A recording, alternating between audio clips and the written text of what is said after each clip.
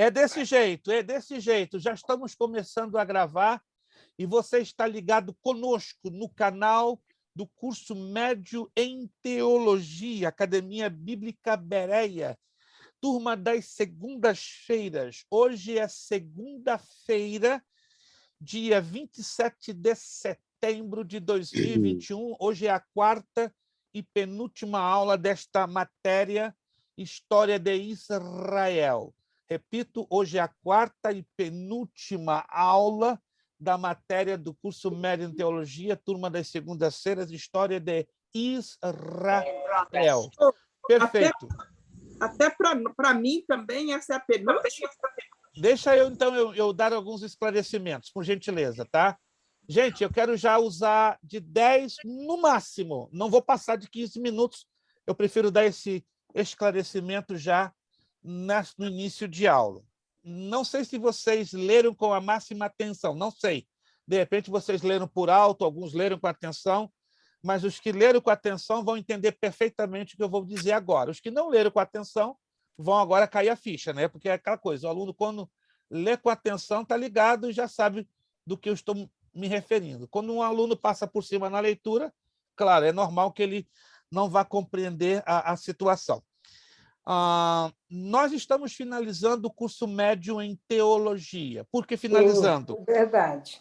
Deixa eu fechar o áudio, se me permitem, porque eu gostaria que não houvesse nenhum tipo de interferência, porque quando eu estou falando, né, ou quando eu estou falando, eu agradeceria isso. Acabei de fechar o áudio de todos. Eu peço, então, a bondade, enquanto eu estiver falando, não abram o áudio. Depois, qualquer pergunta, qualquer dúvida que o aluno tenha, fica à vontade em abrir o áudio, mas não enquanto eu esteja falando. Tá? Por gentileza, para fazermos a coisa tudinho, bonitinho, na ordem. Ok.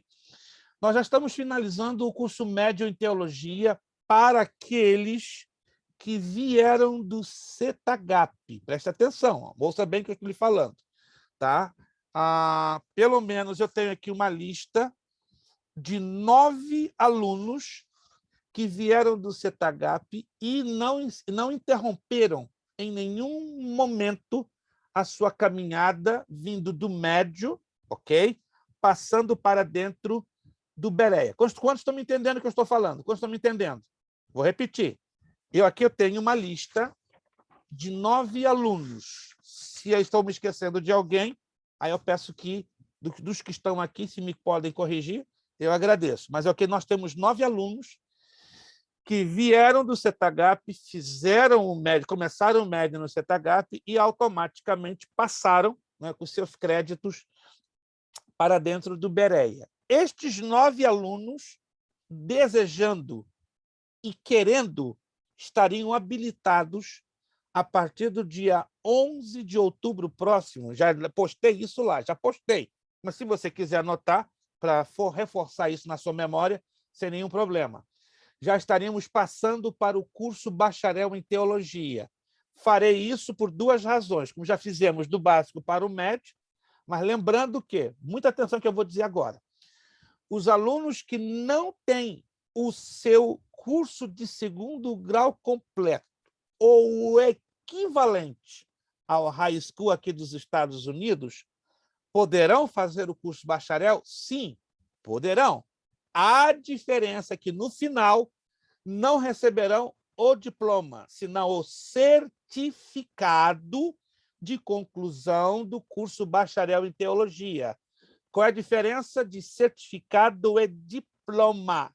Exemplo, aqui nos Estados Unidos, quando você apresenta o diploma do bacharel em Teologia, é uma porta aberta para você fazer cursos técnicos, curso de enfermagem, curso de técnico em informática, qualquer curso a nível técnico e com a plataforma como apontando para um curso especializado, o diploma do bacharel em Teologia ele é como um empurrãozinho, ele te dá acesso, ele te dá credibilidade, ou melhor dizendo, uma credencial.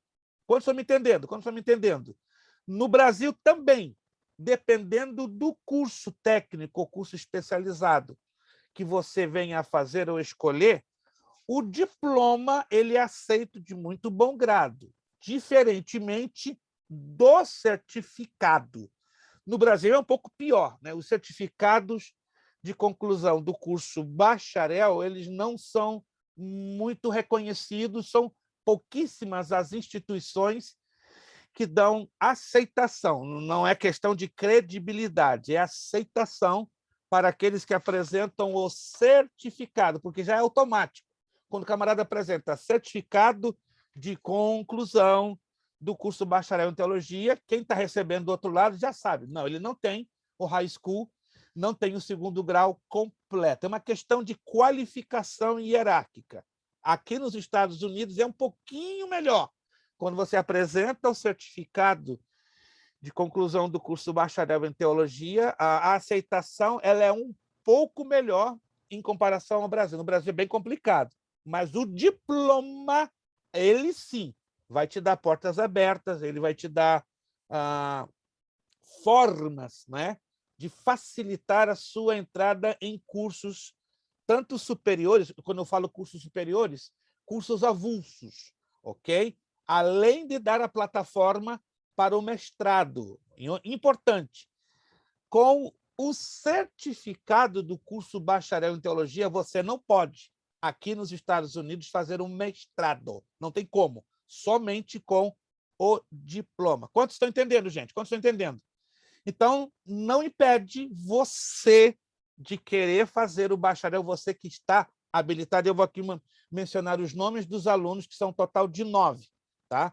9 alunos que não pararam em nenhum momento, não interromperam o seu médio em teologia, seguiram em linha reta e vão agora, na próxima semana, fechar o ciclo do médio, passando automaticamente para o médio. Nisso eu tenho que tomar tempo para totalizar as notas, né, do médio, para então eu transladá-las, transferi-las, para assim serem encaixadas a partir então do dia 11 de outubro, dentro da grade do bacharel. Outro importante esclarecimento. O curso bacharel em teologia vai funcionar no mesmo dia e na mesma hora. Como assim, pastor? Você vai se desdobrar em 2 pessoas? Não, é impossível. Eu já estou há 4 meses orando, pedindo muito a Deus um professor. Quantos sabem disso? Que eu já estou há meses pedindo por um professor. Quantos? Tem sido objeto da minha enorme preocupação. Colocar um professor no básico ou no médio é relativamente fácil, relativamente. No bacharel, ele é muito mais difícil. Vocês vão entender que é um outro nível. Então, eu não... E é aquela coisa, a Academia Bereia, ela não é minha propriedade, ainda que humanamente falando, Deus colocou na minha mão, tem o meu nome, tem a minha assinatura, está na minha responsabilidade. Deus me permitiu que eu fosse o fundador e o presidente, mas, irmãos, entenda isso. Talvez você não pode nem entender o que eu vou dizer. Eu não me sinto dono desta universidade, desta escola teológica. Eu não me sinto. O dono, é o que está sentado sobre o trono. Ele é o dono. E, sendo ele o dono, eu converso com ele e digo, Senhor, o que é que eu devo fazer? O que é que eu não devo fazer? Senhor, está difícil, eu estou sozinho, mas eu não quero errar. E se eu erro, eu quero errar o menos possível para ninguém, sob hipótese nenhuma, sair prejudicado. Então, eu tenho orado a Deus para que Deus mandasse um professor, de preferência, muito melhor do que eu. Agora, entenda o que eu vou lhe dizer. Eu não estou dizendo que eu sou melhor do que ninguém. Eu conheço as minhas deficiências, eu conheço as minhas falhas, eu conheço os meus fracassos, eu conheço que eu deixo muito a desejar. Eu tenho clamado, Senhor, manda alguém que tenha segurança teológica, maturidade, tenha anos, tenha alguém conhecido e alguém, se não digo conhecido, mas alguém que inspire confiança. Quantos já ouviram falar do pastor Marconi Correia? Marconi Correia, quantos? Quantos? Irmão Gleico conhece o pastor Marconi, correto? Alguns de vocês conhecem. O pastor Marconi Correia, por muitos anos aqui na área, foi a maior escola teológica presencial, o BTS, Boston Theological School. Quantos já ouviram falar do BTS, Boston Theological School? Homem de muito respeito, muito respeito. Eu ajudei o pastor Marconi por 4 anos a fio como professor avulso. Aprendemos muito com o pastor Marconi, nutrimos um relacionamento de amizade, de comunhão, de muitíssimo respeito, né? de muito respeito com o pastor Marconi, entende? Então, pelos anos que nós nos conhecemos, conheço o pastor Marconi já há 14 anos. 14 anos, não são 14 dias nem 14 semanas, são 14 anos. Então, desenvolvemos um relacionamento, um carinho muito grande um pelo outro e, acima de tudo, um respeito, porque ele é um educador cristão muito melhor do que eu. Semana passada, tive uma conversa de quase 1 hora com o pastor Marconi ao telefone, convidei-o para ser um dos professores do Bereia. E, para a glória do Senhor, ele aceitou. Aceitou, fiquei muito feliz, muito alegre. Sinceramente, tem estado muito pesado para mim levar a carga sozinho. Vocês sabem que nenhum homem sozinho faz nada. Quem concorda comigo? Ninguém sozinho faz nada. E eu sei as minhas limitações. Eu já estou chegando a um ponto que, de um ponto para frente, eu vou fazer a coisa ruim. E eu não quero fazer ruim porque vou prejudicar a obra do Senhor, não vou trazer glória para Deus e vou colocar vocês em prejuízo, e eu não quero isso. Diante dessa situação, então, o pastor Marconi, convidado por nós, vai estar revezando conosco entre o bacharel e o médio. Vocês vão ver, pastor Marconi muitíssimo, sem sombra de dúvida, muito melhor do que eu na ministração, na abordagem, um homem de Deus. Quem já viu o pastor Marconi? Quem já viu o pastor Marconi ministrar? Por favor, não me deixem sozinhos, não, né? Vocês que conhecem o pastor Marconi. Sim. Eu tive com o pastor Marconi, inclusive, umas 2 semanas atrás, e realmente eu posso testemunhar que a escola vai estar em boas mãos. É um homem de integridade, uma integridade tanta, e tem um conhecimento profundo das Escrituras. É um homem muito humilde, um homem preparadíssimo. Tá? Ele hoje só tem 2 núcleos do presencial, ali na região de Plymouth e de Rockland. Mas, se vocês fizerem uma pesquisa, ele chegou a ter, né, uma escola teológica que chegou a ter, entre 2000 e 2010, mais de 300 alunos. Confere, irmão Glei, que ele chegou a ter uma potência de alunos aqui em Malden.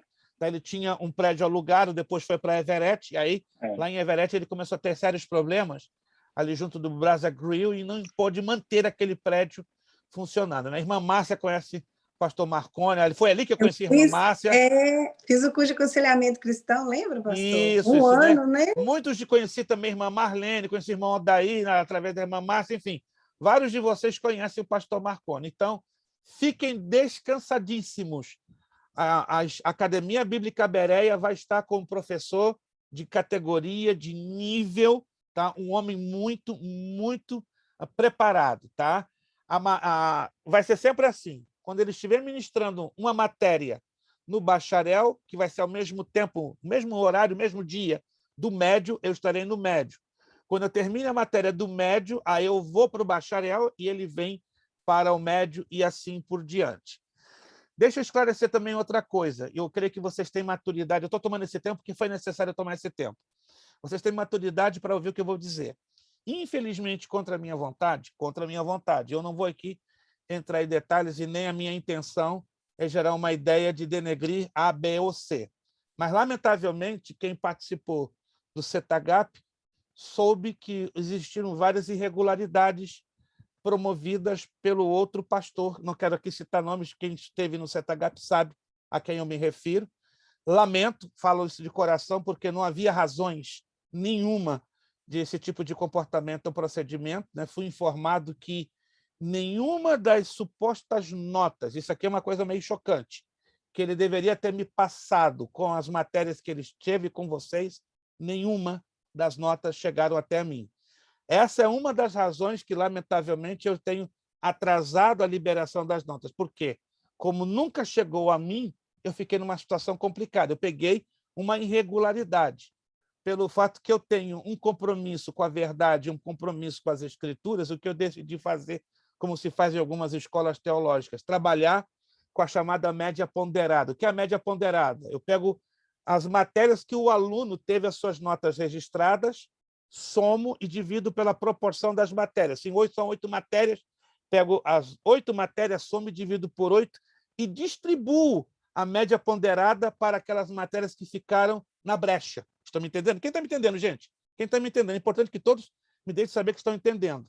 Então, eu estou terminando de fechar o cálculo da média ponderada das matérias que o outro pastor, infelizmente, quero acreditar que foi esquecimento, não foi, porque eu pedi a ele várias e várias vezes, irmão, passa para mim, passa para mim. E ele nunca, em momento nenhum, não estou aqui levantando acusações, não estou aqui levantando, estou apresentando fatos. Aí eu quero contar com a descrição de vocês, tá? Quero contar com a ética, quero acreditar que todos vocês têm ética para me ouvirem e ética para se comportarem. Posso contar com isso, gente? Então, isso aqui não é razão para a gente falar para o lado de fora. Isso é um problema que ele criou, é uma situação muito complicada, mas, infelizmente, ele criou esse problema, veio cair nas minhas mãos, e eu, como sou consciente de que eu estou aqui para servir, eu tenho feito e continuarei fazendo, das tripas coração, para ajudar a cada um de vocês. Gente, eu prefiro sair prejudicado do que ver o aluno prejudicado. Eu aprendi assim com meu pai, aprendi com os meus mentores nos primeiros anos da minha fé, então eu não admito que ninguém prejudique ninguém por negligência, falta de competência ou falta de responsabilidade. Muito pelo contrário, eu abraço a briga, eu pego a briga, entende? Então eu decidi abraçar a briga dessa situação bem estranha, que eu não quero entrar em detalhes, não estou aqui, repito uma vez mais, denegrindo a pessoa desse pastor, só sei que ele cometeu este erro, erros humanos se cometem, infelizmente, tá? Não estou aqui para julgá-lo, porque ele assim o fez, qual a razão que o levou a fazer, mas foi uma demonstração bem estranha, que deixou uma bomba de tempo na minha mão e eu tive que trabalhar, e estou trabalhando de uma maneira que nenhum aluno vai sair prejudicado. Vocês estão entendendo, gente? Meu compromisso primeiro é com Deus. Gente, meu compromisso primeiro é com Deus. Eu não sou aqui criancinha para não ter compromisso com o principal personagem, que é Deus. Abaixo de Deus, e meu compromisso é com vocês, gente. É com vocês. Tenho aprendido a respeitar muito a vocês, de coração. Tenho aprendido a amar vocês. Sei que vocês são muito diferentes uns dos outros, tá? Tenho aprendido demais com as diferenças que eu tenho observado em cada um de vocês. E eu estou aqui para servir, só servo.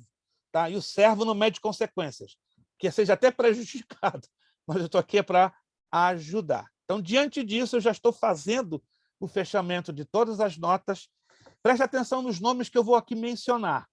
Esses nomes que eu vou mencionar são os alunos que já estariam imediatamente aptos para passarem para o bacharel em teologia a partir do dia 11, caso assim desejarem. Ninguém é obrigado a fazer o bacharel. Quantos estão me entendendo, gente? Quantos estão me entendendo? Parece escolhendo o professor Raimundo, mas não é, não. Eu quero que isso bem claro. Ninguém é obrigado. Se você quiser parar no médio, amém. Deus abençoe. Respeitamos a sua decisão. Mas os alunos que eu vou mencionar, se desejarem passar para o bacharel, é só se manifestar no meu privado. Pastor, vou passar para o bacharel a partir do dia 11.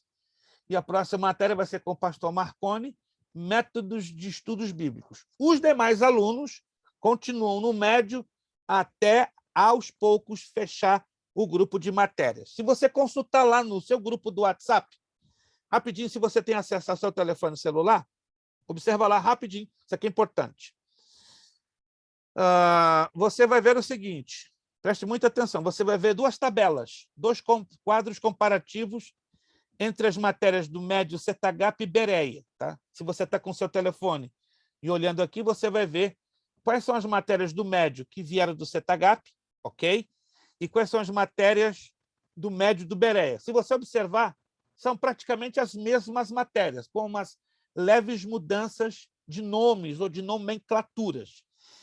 A minha orientação é o seguinte, você que ainda está fazendo o médio, porque os nomes que eu vou dizer agora já vão fechar o médio e estão habilitados para passarem para o bacharel, caso queiram. Se não quiserem, é só ir lá no meu privado e dizer, pastor, eu paro no médio, PT saudações, arrivederci, au revoir, bye bye, hasta la vista, baby. Mas se você quiser continuar, se manifesta. Não fica quietinho, não, porque eu preciso avisar o pastor Marconi da lista dos alunos, da lista de chamada. Dê uma olhada lá na lista do CETAGAP, dê uma olhada na lista do Bereia. Para você fechar o médio, você terá que ter cumprido 16 matérias. E o outro pastor, infelizmente, com essa problemática que ele gerou, não entendo se foi intencionalmente, se foi acidente, eu não sei, eu não estou aqui para questionar a motivação, as intenções, mas só que gerou esse prejuízo. Tá? Aí, por isso que agora eu estou fazendo a comparação com o que o aluno tem, com o que eu tenho. Tá? Então, eu tenho que fazer um matching, o par, o acasalamento. Então, eu dependo de você, aluno, que me ajude. Pastor, estas são as matérias do médio que eu fiz até aqui, mas aí você vai comparar o que você fez no Setagap e o que você fez dentro do Bereia. Tem que fechar um número de 16. Não, pastor, ainda me faltam 2, me faltam 3, me faltam 4. Me deixa saber quantas e quais, porque eu estou fazendo as contas aqui do meu lado, então eu quero bater direitinho com o seu cálculo para eu não cometer nenhum tipo de erro ou de injustiça. Quantos estão entendendo, gente? Se possível, essa semana. Se possível. Se não for, na próxima, como muito.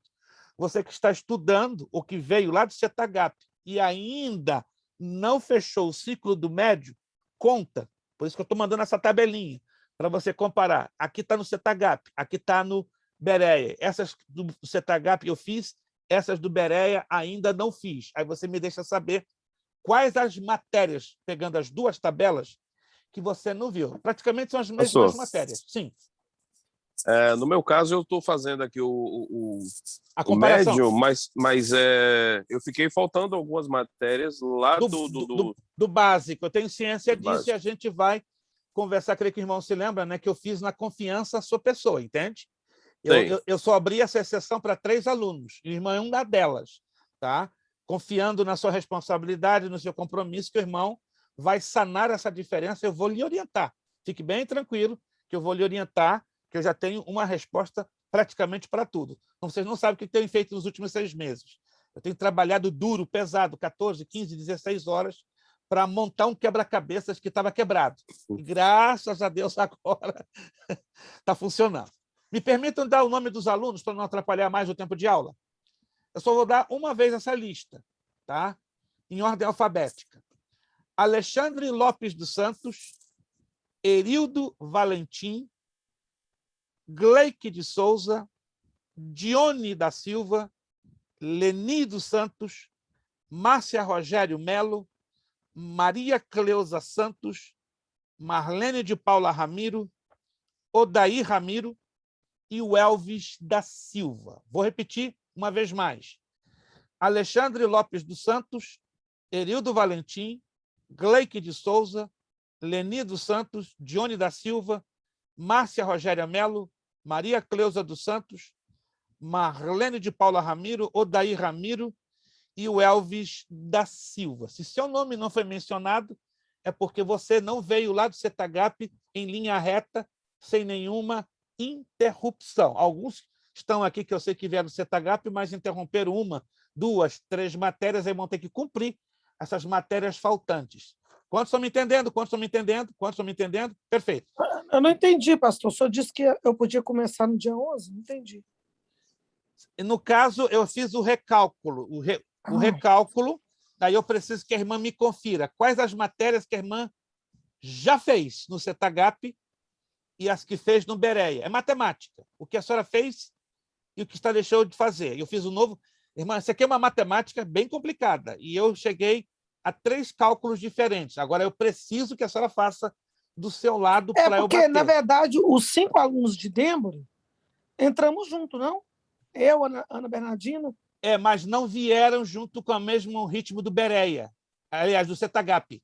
Vocês entraram juntos, só que não entraram, concordam comigo? No mesmo tempo do Bereia. Eu também entrei. Não, os de Denbury entraram sim, mas vocês não vieram na linha de continuidade. Terminou do Setagap e engatou no Bereia. Estão me acompanhando? Estão me acompanhando? Vocês têm que olhar para o Setagap, lá atrás. Tá? O que vocês já mas fizeram... são quantas matérias o total? 16. 16. Okay.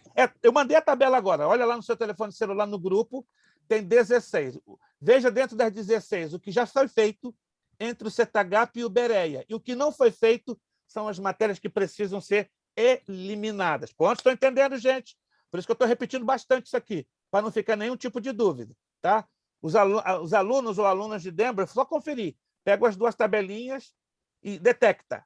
Fiz aqui, sobraram estas matérias. O que sobrou vai ser o que você precisa eliminar para passar o bacharel. Por isso que na minha lista eu só detectei 9.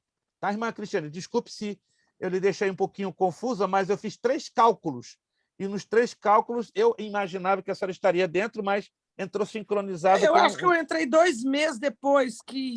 Sim. E Mas acho aí, que foi isso. aí eu Só que a preciso... apologética eu fiz o ano passado, em setembro. Sim, eu sei disso, mas e as outras? Então, é por isso que eu mandei a tabelinha para a senhora conferir, lado a lado, o que fez e o que deixou de fazer. Está me entendendo? É simples, é só olhar as duas tabelas e conferir o que do CETAGAP eu fiz e o que do Bereia eu fiz. Rápido, irmã Cláudia, que eu tenho que entrar na aula em 5 minutos. Seu áudio está fechado, eu não lhe ouço. Continua fechado, não lhe ouço. Não lhe ouço, seu áudio está com problema. Vino. Agora sim, agora sim. Então, pastor, porque aqui na tabela do senhor, os livros poéticos vai ser a matéria de dezembro, e livros poéticos, se eu não me engano, foi a primeira matéria que nós fizemos, então eu creio que nós só devemos 2 matérias do médio. A senhora está fazendo bem as contas. Está entendendo agora? Eu preciso mesmo. da... A senhora entendeu? Então, quer dizer, em dezembro, nós não vamos continuar na turma do médio, porque o senhor vai dar início aos livros poéticos. Foi a nossa primeira matéria. Essa é a razão que eu estou pedindo ajuda do aluno me ajudar a fechar as contas, porque realmente tem sido um gigantesco quebra-cabeça. E eu entrei junto com ela, pastor. Nós entramos juntos. Por isso que eu estou aqui conferindo tudinho direitinho. Vocês estão me entendendo, gente? Eu quero evitar... Quando terminar a aula, se o senhor me permite, eu vou conferir todas as matérias que nós fizemos. A senhora tem 1 mês para fazer essa conferência. Tá bom.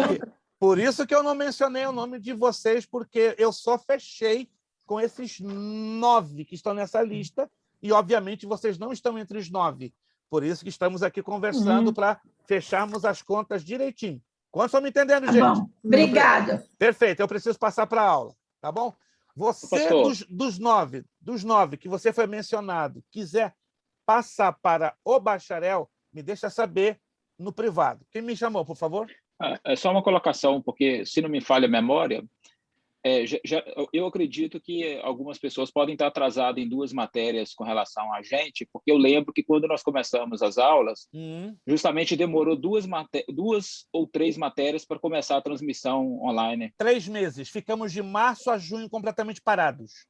Então, aí foi uns 2 ou 3 meses, aí começou online. Aí é onde que os irmãos de fora começaram a participar das aulas. É fácil fazer os ajustes. Então, foi umas 2 matérias que eles ficaram atrasados. 2 matérias, perfeito. Mas aí é fácil, é só eu ter informação de todos ao mesmo tempo, aí eu faço o reposicionamento das matérias, compreende? Para eles seguirem a sequência e ninguém sair prejudicado. A tabela está aí, mas não quer dizer que, diante dessa situação confusa, eu vou seguir à risca. Eu só tenho que fazer o quê? O reposicionamento para encaixar todos vocês. Amém, irmãos? Qualquer outra pergunta ou dúvida nesta área, conversem comigo em privado. Eu terei todo o prazer de esclarecer. Aí, no privado, os nomes que eu mencionei, que desejam passar para o bacharel, eu preciso de uma resposta ainda essa semana para informar ao pastor Marconi. Tá certo, gente? Tomei demais o tempo, mas eu precisava passar essa informação. Vamos começar, então, a nossa aula, que já estouramos demais o nosso tempo. Vamos lá. História de Israel. História de Israel. Outro detalhezinho que eu vou deixar no ar. Entre janeiro e fevereiro, eu quero fazer uma formatura da turma do CETAGAP, que veio do básico, que também é outro probleminha que aconteceu, não quero entrar nesses detalhes, que é bastante constrangedor, né? Entrou a pandemia no meio do caminho e atrapalhou também como fator, e tem outros fatores. Tá? Eu quero fazer a formatura do básico do CETAGAP e do médio. Esse grupo aqui de 9 que está fechando, eu quero dar a formatura, ou então esperar um pouco para pegar os outros 5, né? Já que faltam 2 matérias. Então, a minha tendência é fazer isso então, em fevereiro. E aí, em fevereiro, faríamos uma formatura que envolveriam 3 turmas. Em junho, eu viria a Boston para fazer uma segunda formatura, e em novembro eu viria para fazer uma terceira formatura. Mas isso eu vou avisar a vocês com 2 meses de antecedência. Aí, a partir do momento que eu aviso, o aluno fica à vontade em querer participar da formatura ou não, mas o certificado e os históricos vão ser emitidos, liberados para todos. Né? A turma de quinta-feira, da onde saiu a nossa irmã Graziella, ela vai ter o direito, se quiser, da formatura, vai ter também o direito ao seu certificado, ao seu histórico. Ninguém vai ficar sem os seus documentos, e aí a questão da formatura vai ser uma escolha única e exclusiva do aluno. Todos entenderam, gente? Para terminar. Isso, fim das transmissões sobre esse assunto. Já tomamos tempo demais na Terra. Vamos lá, vamos lá. Vamos abrir a nossa página de número 7. Número 7. Se não estou enganado, estamos na página 7. Período da restauração. Período da restauração. Já queremos também agradecer aos alunos que fizeram os seus pagamentos. Lembrando, se você ainda não procedeu o seu pagamento do mês de setembro, por favor, não gere dificuldades, na medida do possível, claro, até sexta-feira, perdão, até quinta-feira, dia 30. Caso você não possa, pega o telefone, pastor, estou apertado, me dá uma semana, me dá 10 dias. É só se comunicar. O que a gente fica, às vezes, um pouco triste, que o aluno fica no silêncio e não se comunica, e bola de cristal eu não vou pegar, gente. Acredite ou não, eu não vou pegar a bola de cristal, porque isso é cartomancia, isso é feitiçaria. Não vou tentar adivinhar a situação do aluno. Todos estão me entendendo? Então, se você tem dificuldade em fazer o seu pagamento em dia, até o dia 30 próximo, pega o telefone, fala comigo, me pede um prazo. Não tenho problema. O meu problema é quando o aluno fica quietinho, na surdina, e não fala nada. Porque aí eu posso subentender que o aluno está triste, chateado e até ofendido comigo. Tá? Eu faço de tudo para que ninguém fique ofendido ou chateado comigo. Eu sei que eu, às vezes, razões para alguém estar chateado comigo, mas amo vocês de coração e me esforço para fazer o melhor para glorificar o nome do Senhor. Página 7. Período de restauração. A história de Israel, como já vemos desde o início da nossa apostila,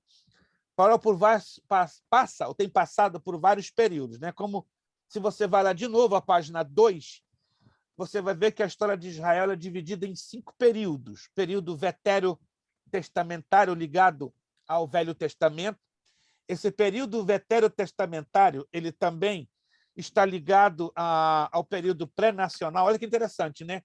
Alguns desses períodos têm desdobramentos, como do Velho Testamento é o período pré-nacional, o período teocrático, o monárquico dividido.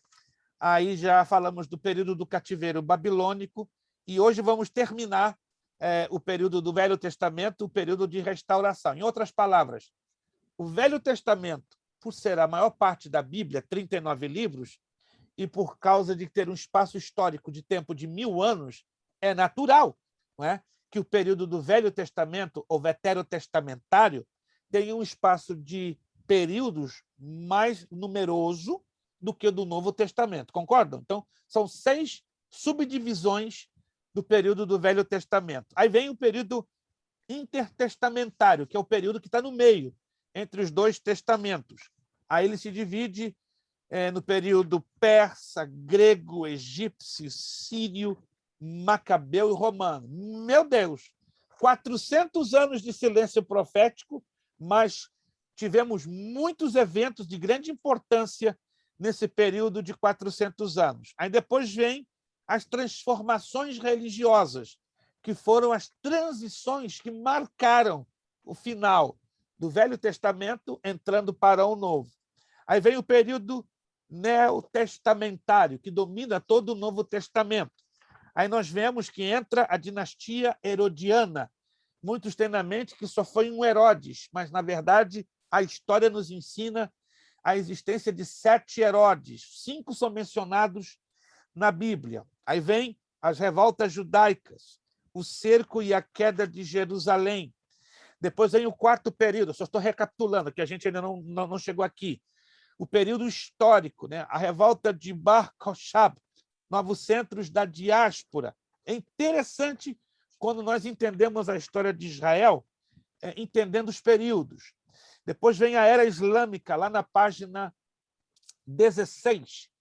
Como os judeus se comportaram dentro de uma época duríssima, onde o islamismo se espalhou por todo o Oriente Médio e parte do sul da Europa.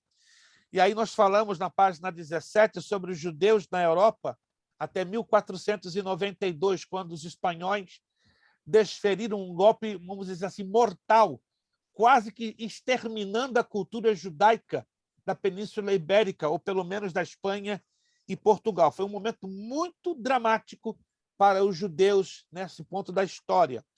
Depois, a Aurora de Emancipação, página 19, que já é a partir do século XVII.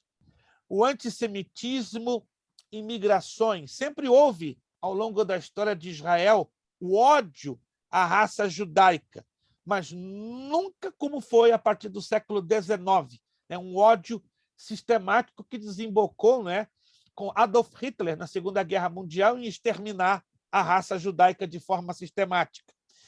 Depois temos o protocolo dos sábios de Sião, aí envolvendo a própria Rússia, né, que houve um problema na Rússia com os judeus na época do Czar, né, o Czar, o imperador da Rússia, pela volta dos anos de 1894. Na página 20, entramos no período pós-moderno, né, mostrando vários episódios, o caso Dreyfus, o movimento sionista, a declaração de Balfour, Davi Ben-Gurion, o homem que marcou a criação do Estado de Israel em 1948. Aí vem o Holocausto, a decisão da ONU, Guerra da Independência, Guerra do Sinai, Guerra dos 6 Dias, a Guerra do Yom Kippur. E na página 24, se você ler com muita atenção, um resuminho da história do Israel moderno, não do Israel do passado ou do Israel da metade do século XX, mas o Israel moderno, né, que envolve a partir da sua criação em 1948 até a presente data. Obviamente, não chegamos ao ano de 2017 e 2018, porque dependíamos de fazer uma atualização bem mais apurada, mas fizemos assim uma visão panorâmica para você entender a história do Israel atual. Se você quer entrar na profundidade desse assunto, está aqui na página 25, uma bibliografia de grande importância. Eu recomendo cada um desses livros. Talvez você não goste muito de ler, mas se você tem curiosidade de entrar na profundidade da história de Israel, aí tem a História do Povo de Israel, de Abba Eban, editora Bloch. Joséfo, as obras completas, já mencionamos aqui várias vezes.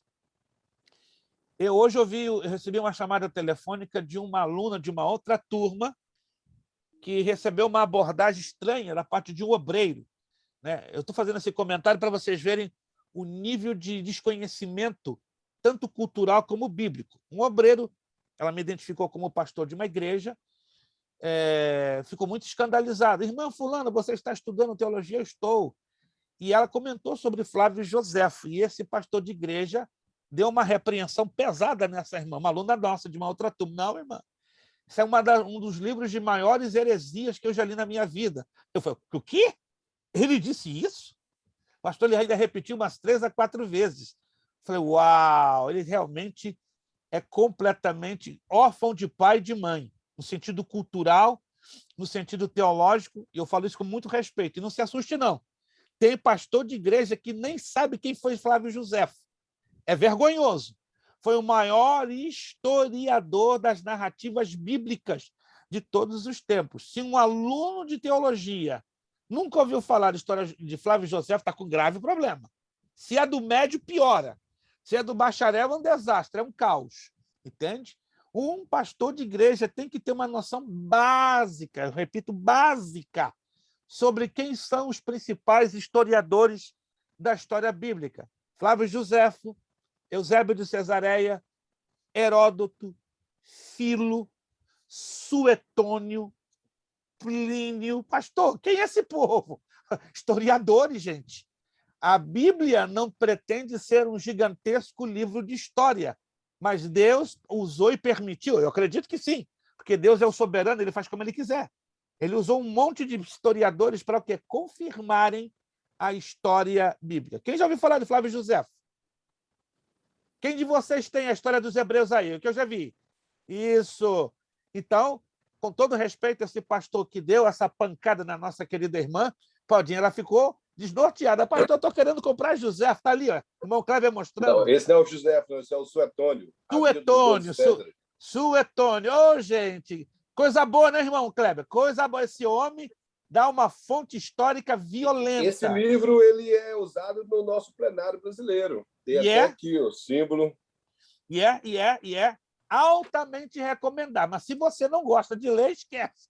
Passa a borracha no que eu estou lhe falando. Agora, se você quer entrar fundo no conhecimento da confirmação da história bíblica, está aí, gente, está aí.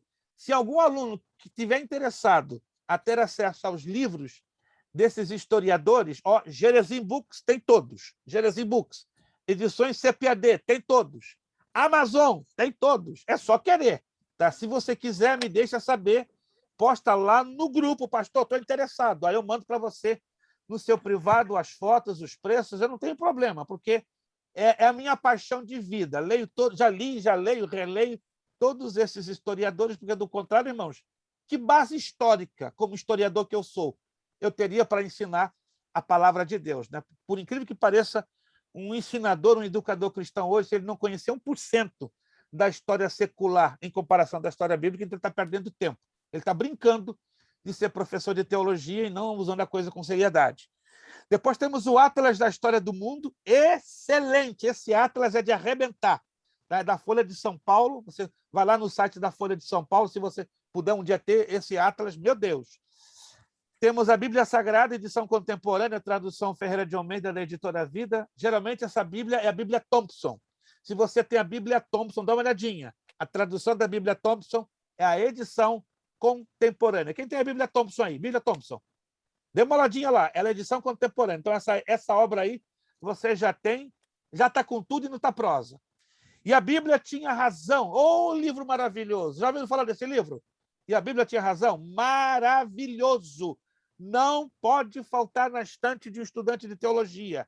É o livro que dá mais assentamento histórico e científico da existência de Deus e da criação. Se você quer conversar com uma pessoa ateísta, que não crê na existência de Deus e da criação do mundo, esse é o livro que vai deixar o camarada com dor de cabeça. E a Bíblia tinha razão.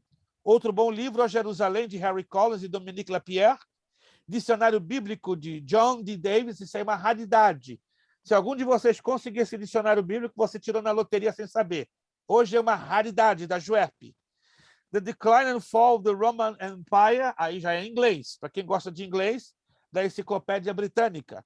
Uma Carta de Israel, Centro de Informação de Israel, a época ogival de Carl Greenberg, e Assim Vive Israel, pastor Abraão de Almeida, nosso amigo, já de muitos anos, tem esse livro que é de arrebentar, né? Alguns dos irmãos aqui estudaram com o pastor Abraão de Almeida e comigo ali em Danbury, então sabem, né, da capacidade que existe na pessoa do pastor Abraão de Almeida, que, inclusive, em 2022, Deus dando vida e saúde, ele vai ser também um dos nossos professores, né? A saúde do pastor Abraão de Almeida tem estado muito afetada, mas nós estamos aí orando ao Senhor que lhe dê uma recuperação, porque ele ficou viúvo recentemente, então nós estamos dando um tempo para ele observar o luto dele, e quem sabe em 2022 já conversamos com ele, ele estará nos dando o prazer também de nos ajudar aqui na Academia Bíblica Berea. Voltando, página de número 7, o período de restauração. Este período é abrangido pelos livros de Esdras, Neemias e Esther. 3 livrinhos, mas que conteúdo maravilhoso. Embora a história de Esther tenha se passado fora da Palestina. Anote aí, dos 3 livros, a história de Esther é a única que não ocorreu dentro do território da nação de Israel. Foi fora, foi lá na Pérsia. Sob o domínio de Zorobabel, 42 mil judeus retornam a Jerusalém no ano de 536 a.C. para reconstruir o templo. A política religiosa de Ciro era bastante branda, permitindo que cada povo adorasse seus próprios deuses. Ele mesmo incentivou e financiou o retorno do povo para Israel e a reconstrução do templo. Mas Deus já havia profetizado, né, pela boca do profeta Isaías, lá no capítulo 45 e diante, que Ciro seria um benfeitor para a nação de Israel, embora Israel foi uma nação conquistada, mas Ciro trabalharia com misericórdia, trabalharia com respeito à nação de Israel subjugada pelos persas. Todavia, o trabalho às oposições, o trabalho é interrompido e a obra só volta a ser realizada 17 anos depois. Nós sabemos, então, que houve a ação de Sanbalat, né, e de Tobias, da profetisa Noadias, de Gesem o árabe, que tentaram atrapalhar a reconstrução do muro. Só que poucos de vocês talvez saibam que esta interferência levou 17 anos. Olha só, quando nós lemos na Bíblia, nós não nos damos conta que houve um período de 17 anos de interferência, mas aquela turminha ali dos irmãos Metralha, meu Deus, ó, quem se lembra de Tobias, Sambalat, Gesem, o árabe, e de Noadias? Quem se lembra deles? A maioria de nós lembramos de Sambalat e Tobias, mas poucos de nós sabemos que foi um período de 17 anos. Gente, não foi brincadeira, não. Neemias e Esdras tiveram fibra, tiveram fé, tiveram confiança para se manterem de pé. Será que eu e você aguentaríamos 17 anos de interferências, 17 anos de insultos, 17 anos de impropério? Será que nós aguentaríamos tudo isso? Eu acredito que não. Eu acredito que não, mas Deus deu a graça necessária, não é? Para Neemias, para Esdras e para aquele grupo ali, né, que fez definitivamente uma impressionante diferença. Tá? Anote aí, coloque um highlight. Todo esse obstáculo que Sambalat, Tobias e o grupinho ali que, como nós já lemos no livro de Neemias, tentaram atrapalhar a reconstrução do muro da cidade de Jerusalém, tomaram 17 anos. Em 520 a.C., quando os profetas Ageu e Zacarias começam a animar o povo, uau, muito tempo. Em 458 chega a Jerusalém o sacerdote Esdras, com mais de 1.755 judeus. Esse sacerdote, zeloso e instruído, terá um enorme papel na história judaica. Ele está diante de uma nação quebrantada e viu que os efeitos terríveis de sua história e, portanto, estão prontos para receber forte instrução nas Escrituras. Em no ano de 445 a.C., Jerusalém recebe novo reforço espiritual, com a chegada de Neemias, que reconstruirá os muros da cidade e restaurará as suas portas. O muro é reedificado. Foi um dos maiores avivamentos pelos quais passou a nação de Israel. O tempo de Josafá e de Josias, Israel viveu um grande avivamento, mas nada comparado com a reconstrução dos muros. Foi um dos maiores avivamentos. Provavelmente o ministério do profeta Malaquias deu-se nesses dias, durante a saída de Neemias na Pérsia. A Bíblia não fala de detalhes sobre essa viagem. Mais tarde, em 432 a.C., Neemias retorna à Pérsia definitivamente. Então, Neemias teve um papel muitíssimo importante nesse período de restauração. Esdras, lembre-se que Neemias ele foi o governador, né? E Esdras foi o sacerdote, ou seja, os dois tiveram um papel de grande preponderância. Aí nós temos o período intertestamentário. Pastor, Sim. uma perguntinha aqui. Passa. Por que a contagem é regressiva? Volta aqui, 432 antes de Cristo. É importante saber que quando Jesus nasce, o calendário universal todo ele é afetado. Vou repetir. Quando o Senhor Jesus Cristo nasce, o calendário de todo o planeta Terra ele é alterado dramaticamente. Mas cabe dizer que não existem apenas um calendário. Se você quiser anotar, só a título de curiosidade, isso não vai cair na prova. Existem 5 tipos diferentes de calendário hoje no mundo. O calendário que eu e você, que nós usamos, ele é chamado Juliano-Gregoriano. Por que esse nome? Juliano-Gregoriano. Juliano é em honra ao cônsul e general romano, Caio Júlio César, que em 63 a.C., ele, conhecedor das estrelas, conhecedor de aritmética, de álgebra e de matemática, decidiu desenvolver um calendário com uma contagem de tempo a mais precisa possível, né? Dentro da disponibilidade tecnológica que uma pessoa no ano 63 a.C. poderia ter. Aí foi elaborado o calendário juliano. Mas em 1572, o Papa Gregório XIV, que também é um estudioso das estrelas, ele é um biógrafo, ele é um matemático, trabalhou com álgebra, ele descobre um problema, que havia falhas, pelo menos de mais de 4 anos e meio, no calendário juliano. daí Gregório XIV, né, um dos papas da Igreja Católica no século XVI, faz a modificação ou as correções do calendário juliano. Ele não descartou, estão me entendendo? Ele não jogou, não eliminou, não jogou fora o calendário juliano. Ele pegou o calendário juliano, promovido pelo cônsul general Júlio César, em 63 a.C., e melhora esse calendário. Daí, o nosso calendário se chama Juliano-Gregoriano. Ok. Qual é a diferença dos outros calendários? É o único calendário que seguia pela rotação do Sol, a Terra dando volta em torno do Sol, gerando as 4 estações do ano, né? Primavera, verão, outono e inverno. O outro calendário é o calendário judaico, que, segundo os judeus, eles contam 4.760 anos, desde o começo do mundo. Isso não é verdade, mas ficou uma tradição entre os judeus. Nós estamos no mês de Tishri. Se não estou me enganado, hoje é o dia 22. O dia 22 do mês de Tishri, de 5.782. Há poucos dias atrás, tivemos o Rosh Hashanah, o Ano Novo, tivemos o Yom Kippur, o Dia do Perdão, que é 10 dias depois, né, do início do Ano Novo. Então, os judeus trabalham com o movimento da Terra em relação à Lua. É bem interessante isso, né? É baseado no calendário lunar. Temos o calendário hindu, que estamos em 1568, bem engraçado. Estamos no calendário muçulmano, que estamos em 1493, o calendário muçulmano. Hoje é o dia 19 de Hejra, de 1493, isso no calendário muçulmano. Temos o calendário chinês, que estamos em 11 de Ibazik, de 6.365. Que é esse, pastor? Só tem tudo isso de memória? Fui obrigado a memorizar todos esses calendários, né? Porque é uma complexidade gigantesca. Ok. Jesus, segundo o calendário juliano e gregoriano, nasce em 4 antes de Cristo. Olha que interessante. Quando Júlio César e Gregório XIV modificam o calendário, eles descobrem o seguinte, que houve uma falha de 4 anos. O Papa Gregório descobriu isso.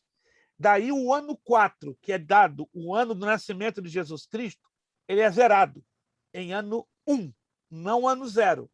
Aí começa a contagem progressiva. 1, 2, 3, 4, 5 depois de Cristo, ou era cristã. Antes do nascimento de Cristo, ficou convencionado que todos os fatos históricos seriam considerados antes de Cristo. Para tal, a contagem seria regressiva, do maior até o menor. Por isso que se conta 10.000 a.C., 4.000 a.C., 3.000 a.C., 1.000 a.C., 500, 300, 200, 100. Aí chega no ano 4, para tudo, porque nasce Jesus. Aí muda a história. O calendário é modificado dramaticamente. Aí começa 1, 2, 3, 4. A mudança do calendário começa com Júlio César e termina nas mãos de Gregório XIV. Aí Gregório XIV ele já coloca as bases do que é hoje, não é? O funcionamento final e definitivo do calendário juliano e gregoriano. Isso foi convencionado. É estranho a gente entender isso, não é verdade? Mas é a forma que os historiadores encontraram de localizar no tempo e no espaço os fatos com exatidão e com precisão. O judeu seguia pelo calendário deles, né? Já eu me guio pelo calendário judaico, porque eu sou judeu, e me guio pelo juliano e gregoriano. Agora, me pede eu entender o calendário islâmico, do muçulmano e do chinês, que eu estou fora, que é uma complicação, é pior do que jogar amarelinho, dominó e dama juntos. É uma coisa violentamente complicada. Tá certo, gente? Alguém tem mais uma pergunta, alguma abordagem a fazer? Só uma, pastor. Por exemplo, o senhor está falando do calendário judeu, por exemplo, na época da reconstrução dos muros de Jerusalém, eu estava dando uma olhadinha outro dia, 3.426, né, começando no ano da criação, quer dizer, assim que eles contam, né? E é o ano da criação, exato. 3.426, na restauração dos muros de Jerusalém. Aí, como é que eu vou fazer a minha translation no nosso calendário? Que, às vezes, como que eu leio muito as literaturas em judaica, às vezes eu tenho um pouquinho assim, uma dificuldade de voltar no meu calendário, você entendeu? Porque eles usam muito isso aí que o senhor disse no primeiro ano da criação e assim vai, né? Então, quer dizer, no período de Neemias, que foi a reconstrução dos muros de Jerusalém, foi 3.426. Aí eu tenho que quebrar a cabeça. Como é que eu faço para fazer esse entendimento aí? Mas não para por aí, irmã Lúcia. A senhora sabe que existe também o calendário religioso e o calendário civil judaico. Sim. E aí dá um nó na cabeça. Sim. Violento, né? Eu uso o calendário religioso. O civil, basicamente, eu não uso. O religioso ele é baseado nas festas e nas estações do ano, que facilita... Por exemplo, deixa eu dar um exemplo aqui para o senhor. Vamos lá. Então, por exemplo, que Neemias retorna para reconstruir os muros de Jerusalém. Então, assim, ano secular, 335. Calendário judeus, 3.426. Mas a diferença é de 4.760 anos. Eu vou lhe passar uma matemática, é o tipo de um macete para a senhora, né? Em formato PDF, que a senhora vai gostar. Parece um joguinho da velha, mas vai lhe ajudar a senhora a localizar no tempo e no espaço as contagens do ano judaico com o nosso calendário juliano-gregoriano. Eu vou lhe passar depois no seu privado. É bem interessante. Vamos lá. Período intertestamentário de 420 ao nascimento de Jesus. Durante este período, Israel esteve primeiramente sob o domínio persa, depois grego e, por fim, o jugo romano. Após Malaquias, não houve mais manifestações proféticas ou livros inspirados. Livros como os de 1ª e 2ª Macabeus, por exemplo, que tratam deste período, embora lidos e reverenciados, jamais foram aceitos como canônicos, quer pelos judeus, quer posteriormente pela Igreja. Os católicos romanos, sim, reverenciam os livros de 1ª e 2ª Macabeus. Agora, como historiador e como educador cristão, eu recomendo a leitura de 1ª e 2ª Macabeus, porque ele tem cunho histórico. Os livros de Tobit, de Eclesiástico, de Sabedoria, esse eu não recomendo. Você vai ver muita abobrinha ali, muita coisa herética. Por exemplo, Jobias e Tobit, que são também livros apócrifos, ali você vai encontrar todo o princípio da oração aos mortos e ao purgatório. Que estranho, né? Quando você lê direitinho o livro de Judite e Tobit, você fica apavorado, porque toda a base que a Igreja Católica tem para crer no purgatório e fazer a oração aos mortos está ali, direitinho. É uma lenda, é uma mitologia babilônica que eles adotaram por causa da imposição do Concílio de Trento, em 1546, para ir contra a Igreja. Aliás, a reforma que Lutero protagonizou a partir de 1517. Mas os livros de Macabeus, como são livros históricos, gente, eu recomendo. Mas como é que eu consigo esses livros, pastor? Você pode fazer um download gratuitamente em PDF de uma Bíblia católica, ou você pode adquirir uma Bíblia católica. Tem uns montes, em português, em inglês, em espanhol, mas eu recomendaria, sinceramente, a leitura, pelo menos, desses 2 livros, 1ª e 2ª de Macabeus, que aí você vai entender a brecha, o porquê da brecha de Malaquias até Mateus. Mas vamos lá. Período persa. Vai de 539 a cerca de 333, quando Alexandre o Grande entra em Jerusalém e é recebido pelo sumo sacerdote Jadua. A política religiosa persa era de respeitar os deuses dos povos conquistados. Por isso, Ciro, após conquistar a Babilônia, permitiu aos judeus retornarem a Jerusalém e reconstruir seu templo. Olha que interessante. Bom como levar de volta os vasos sagrados que haviam sido levados por Nabucodonosor. Como resultado disto, há uma grande consolidação do judaísmo por essa época. Muito importante isso aqui, ó. O cativeiro curou os judeus da idolatria. Definitivamente. Ei, remedinho bom para curar a idolatria, chamado cativeiro.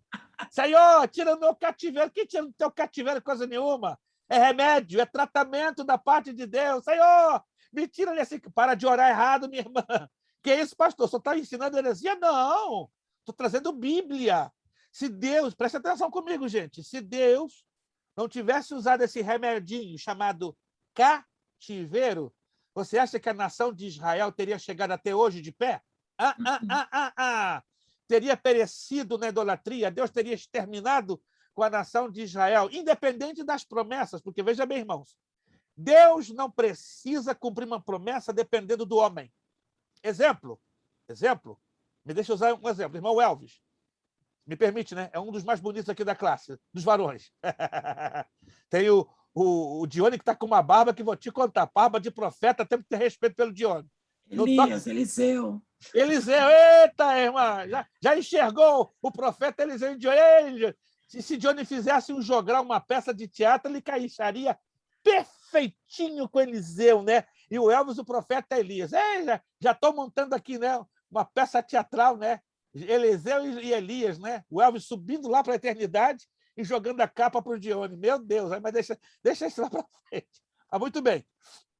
É importante deixarmos isso claro que Deus, digamos, se tem um plano na vida do Elvis, tem uma promessa, Elvis, eu vou te abençoar, vou abençoar a tua família, vou abençoar a tua descendência. Presta atenção, tua descendência. Isso quer dizer que os filhos do Elvis estão dentro dessa promessa. Mas o Elvis sai da presença de Deus. O Elvis sai do foco da vontade soberana de Deus. Deus vai precisar do Elvis para cumprir essa promessa? Não, porque nós não somos insubstituíveis. Deus não precisa de nós de jeito. Quem sabe disso? Deus precisa de mim? Deus precisa de você? Sim ou não? Não. Ele é autossuficiente, ele é autossubsistente, ele é o eu sou o que sou. Gente, não esqueça isso. Deus não precisa de mim, não precisa de nenhum de nós que precisamos dele. Mas quando ele coloca a palavra dele, uma promessa, sabe o que vai acontecer? O Elvis está fora da minha presença, o Elvis pisou na bola, o Elvis está mal na foto. O que Deus vai fazer? Tira o Elvis do campo e coloca outro para cumprir a promessa e ajudar com que os filhos abracem essa promessa. Uau! Não estou querendo dizer que a irmã Selma vai ficar viúva, não. Calma, Elvis. Não estou dizendo que Deus vai matar o Elvis e vai ter outro pai dos filhos dele. Não se trata disso. Deus pode remover o Elvis, colocar ele lá no cantinho para não atrapalhar os projetos de Deus, colocar outro no lugar que vai o quê? Ajudar com que o projeto de Deus avance até chegar aonde? Nos filhos do Elvis. Quantos estão entendendo, irmãos, isso? Quantos estão entendendo? Isso aqui não é heresia minha, não. A Bíblia fala disso. Deus não precisa de mim. Deus não precisa de você. Tá? Como, por exemplo, muita gente pensa, Deus precisa da nação de Israel. Deus não precisa da nação de Israel. Embora ele estabeleceu um pacto, uma aliança. E como Deus estabeleceu um pacto, uma aliança com a nação de Israel, Deus faz de tudo para manter a nação de Israel de pé. Porque se a nação de Israel perece, desaparece, qual é o nome que é profanado? O nome do Senhor nosso Deus. Aí o negócio é complicado. Aí Deus faz o quê? Com que Israel passe pela moenda, passe pelo tratamento, passe pelo cativeiro. E aí Deus chegou à conclusão. A única maneira de curar a idolatria de Israel é o cativeiro. E você acredita, crente, que um dos remédios que Deus usa para arrancar a idolatria da nossa vida é também um cativeiro? Não é nos levar para a Babilônia ou para a Síria ou qualquer outro lugar. Mas ele nos permite passar um tempinho no cativeiro para arrancar os ídolos. A linguagem que o homem entende. Exatamente. Exatamente, irmão José. Irmão, está no mesmo espírito, na mesma página nossa. Tá? E Deus não vai deixar de tratar a minha vida e a sua, querendo dizer, eu tenho te servido, sou teu servinho fiel. Mas mais fiel do que Deus a nós, você não é, nem eu tampouco. Israel sempre se perdeu na bonança, né? Aí está. Isso quer provar que nós não somos diferentes que Israel. Ou somos? Não, nós não somos diferentes com a nação de Israel. Tá? Mesmo barro, pastor. Mesmo barro, exato, mesmo barro. E o barro, vocês sabem, né? Desculpe a sinceridade, é só você estudar. O barro de boa qualidade, ele fede. Quem sabia disso? O barro de boa qualidade exala um mau cheiro violento. Quem sabe disso? O barro de boa qualidade exala um mau cheiro violento. Mas sabe por que ele exala um mau cheiro? Porque é o barro mais flexível. No momento que o oleiro bate naquele barro, todas as escórias, todos os fungos que geram aquele mau cheiro, o que vai acontecer? Vão desaparecer. Então o barro que mais fede é o mais flexível. É o mais impuro, mas é o mais flexível. Por isso que quando Deus nos coloca na roda do oleiro, a gente começa a dar o mau cheiro que está lá nos nossos corações, nos nossos sentimentos, nas nossas emoções, no nosso orgulho, mas Deus vai girando a roda. E, gente, sem querer, estou pregando. Mas estou falando sobre a nação de Israel, né? Que não é nada diferente em relação a nós. Às vezes eu vejo muito crente de nariz levantado. Nós somos melhores do que Israel, de forma nenhuma. Nem nós somos melhores do que Israel, nem Israel é melhor do que nós. A grande diferença é que Deus teve uma promessa com Abraão e Deus está levando a ponta de faca o cumprimento desta promessa. Eu acredito que eu já falei aqui, irmãos, não é bíblico alguém dizer a igreja é o Israel de Deus. Quem já ouviu falar disso? A igreja, aonde está escrito isso na Bíblia? Que a igreja é o Israel de Deus. Aonde? Me mostra. Versículo, capítulo, com tudo direitinho. Não existe isso, irmãos. Isso aí é uma aberração teológica, é um modismo, é uma mania, é um jargão que não tem nenhuma base bíblica. A igreja não é e jamais foi o Israel de Deus. Não tem como comparar Israel com a igreja. Embora Deus ama a igreja, Deus ama Israel, mas Deus tem planos específicos com Israel e planos específicos com a igreja. Quantos entenderam, irmãos? Quantos entenderam? Deus tem planos específicos com Israel e com a igreja. Vamos lá, voltando, página 8. Vamos lá. Sob a liderança de Esdras, o estudo da lei e dos profetas foi instituído dentro de lugares específicos chamados de sinagogas. Anote aí. As sinagogas, o local de ensino da palavra de Deus, começou no tempo de Esdras. As sinagogas. Está ali, ó. Está bem escrito lá. E, segundo alguns teólogos, a criação das sinagogas foram a base das futuras escolas bíblicas dominicais desenvolvidas pelos ingleses, né, sobretudo por Robert Raikes, na cidade de Gloucester, na Inglaterra, ali pelos idos de 1759. Aí temos o período grego. Vocês estão vendo aqui que o parágrafo é muito longo, eu não vou ler todo esse parágrafo, só vou ler partezinha deles. Começa com a entrada de Alexandre o Grande em Jerusalém, no ano de 333 a.C. Durante o cerco de Tiro, Alexandre solicitou a ajuda dos judeus, que se recusaram por terem uma aliança com os persas, e ele fez essa aliança. Após destruir a cidade de Tiro, o general macedônico marchou contra Jerusalém, mas foi recebido com flores pelos sacerdotes. Assim nos conta o historiador judeu Flávio Josefo. Então, eu fiz uma transferência, né? Uma transcrição dessa parte do livro A História dos Hebreus. Aí você vai saber exatamente o que aconteceu entre o encontro dos sacerdotes judeus com o general, o imperador Alexandre Magno, ou Alexandre o Grande. Alexandre o Grande morre no mesmo ano, aliás, no ano de 323, 10 anos depois, aos 32 anos de idade, de tifo, na Babilônia. Fez tremendas conquistas, mas morreu muito jovem. Voltando ali na página 9. Mas com a morte de Alexandre, em 323 a.C., o Império Grego, que então abrangia a Grécia, o Egito e todo o Oriente Próximo, foi dividido entre 4 de seus principais generais. Abra comigo lá no livro do profeta Daniel. Livro do profeta Daniel. Queiramos ou não, vamos cair agora um pouquinho em escatologia.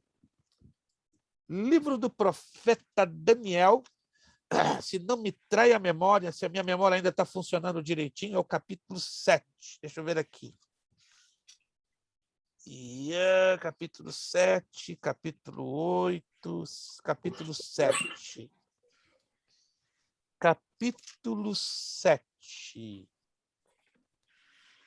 Ok, deixa eu ver aqui. É o 8, pastor, que fala do bode, do carneiro. É dos 4 chifres, não é dos 4 chifres. Então é o capítulo 7 do... Isso, obrigado. Capítulo 7. Capítulo 7, versículo 6. Por favor, capítulo 7, versículo 6. Depois disso, continuem olhando. Aí você tem que ler o capítulo 7 para você entender a sequência, não é verdade? Das visões. Mas eu vou a esse ponto. Eu peço que você aqui sublinhe, chame a atenção. Depois disso, continuem olhando, e eis que outro semelhante a um leopardo tinha nas costas 4 asas de ave. tinha também este animal 4 cabeças. Foi-lhe dado domínio. Anote aí, minha gente, anote aí. Quando a Bíblia repete muito o número 4, a Bíblia está nos passando uma mensagem. Atenção, muita atenção, por favor. Quando a Bíblia repete muito o número 4, alô, 4, 4, 4, a Bíblia está querendo nos passar uma mensagem. O que significa isso? O número da Terra. Anote aí. Na tipologia bíblica, o número 4 está relacionado com o planeta Terra, porque está ligado aos pontos cardeais, norte, sul, leste, oeste. Entendeu? Quando você lê 4, 4, 4, 4, o que a Bíblia está querendo nos dizer? Está ligado à Terra, está ligado às nações, está ligado ao planeta Terra. Muito interessante. E ali no final do versículo 6, confirma isso. E foi-lhe dado o quê? Domínio. Esse domínio ficou num só lugar? Não. Ficou em toda a terra. Versículo 7. Depois disso, eu continuava olhando nas visões de noite e eis um 4º animal. Estão me acompanhando? De novo, o número 4. Opa! Deus está falando às nações. Terrível, grande e espantoso, sobremodo forte, o qual tinha grandes dentes de ferro. Ele devorava e fazia em pedaços e pisava aos pés que sobejavam. Era diferente de todos os animais que apareceram antes deles. Agora, preste atenção nesse 4º animal. Tinham quantos o quê? 10 chifres. Anote aí. Todas as vezes que a Bíblia apresenta o número 10, a Bíblia está nos dando uma outra mensagem. Que mensagem? Coisas completas, coisas concretas, coisas finais e definitivas. Está notando? Toda vez que você lê na Bíblia a menção do número 10, Deus está nos dando uma mensagem. Que mensagem? Está ligada a coisas concretas, coisas completas, coisas finalizadas. Porque o número 10 é o chamado número da completude, do que é completo, do que é pleno. Aí temos 10 chifres. Chifre fala de quê? Governo. Governo.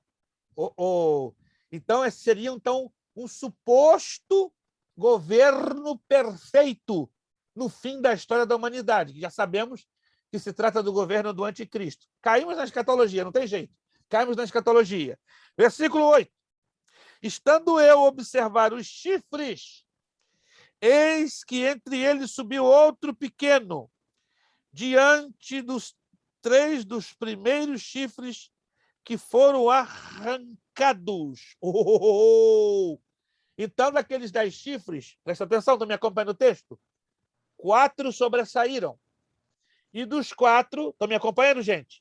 1 foi o que sobressaiu mais entre os 4. Eram 10 chifres, ok? Aí 4 se sobressaem.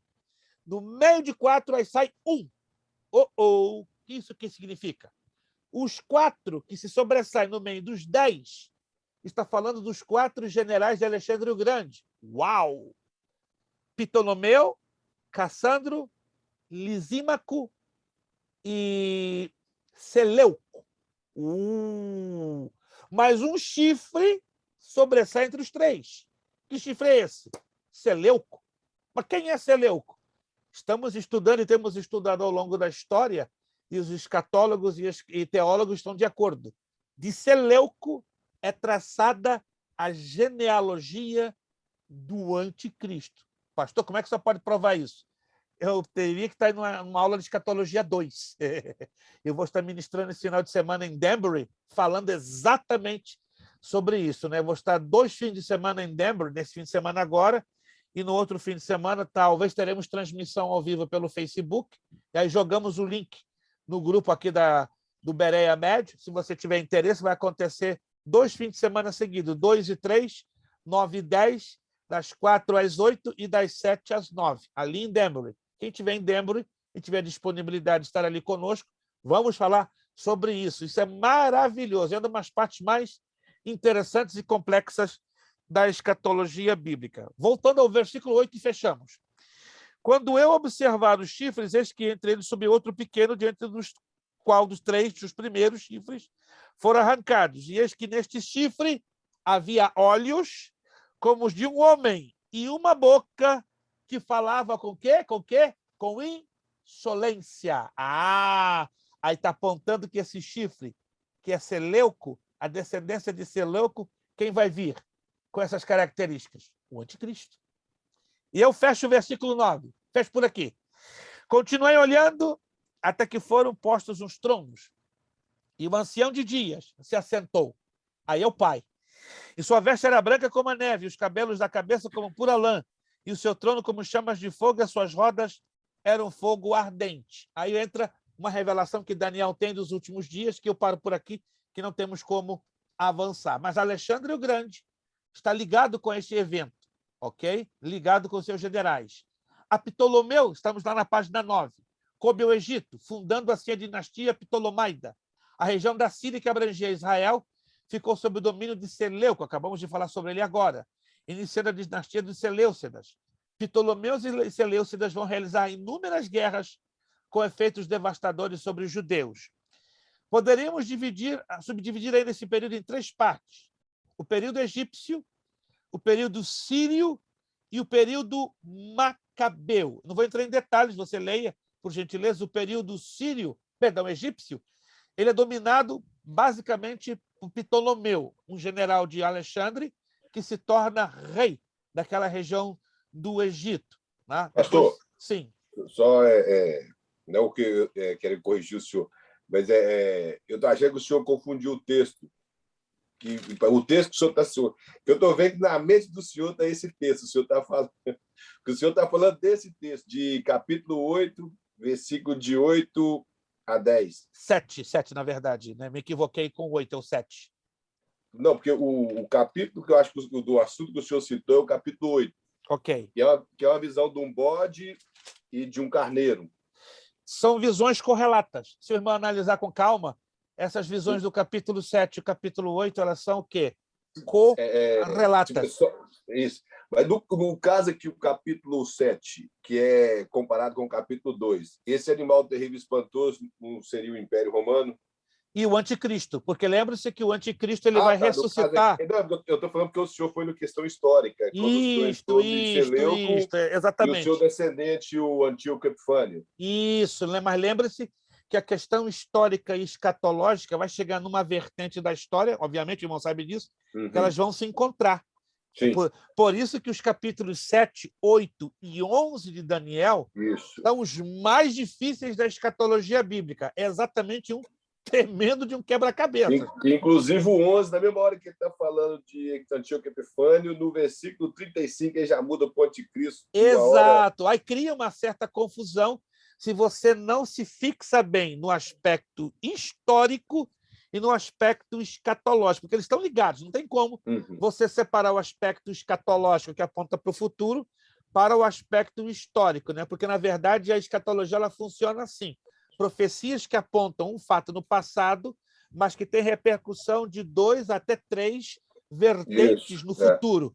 Esse é o lado bem difícil da escatologia bíblica. Então, inclusive, a abominação da desolação ela tem 3 comprimentos. 3 comprimentos, exato. Com o Antigo Epifânio. E com o próprio anticristo no futuro. Isso, apontando para a profanação do propiciatório, né? Com o sacrifício de uma porca, né? Sobre a tampa da Arca da Aliança. Né? Então, os 3 fatos, 2 já aconteceram no passado, e agora vem o terceiro, que é o próprio anticristo, que supostamente, pelas características da chamada analogia bíblica, né?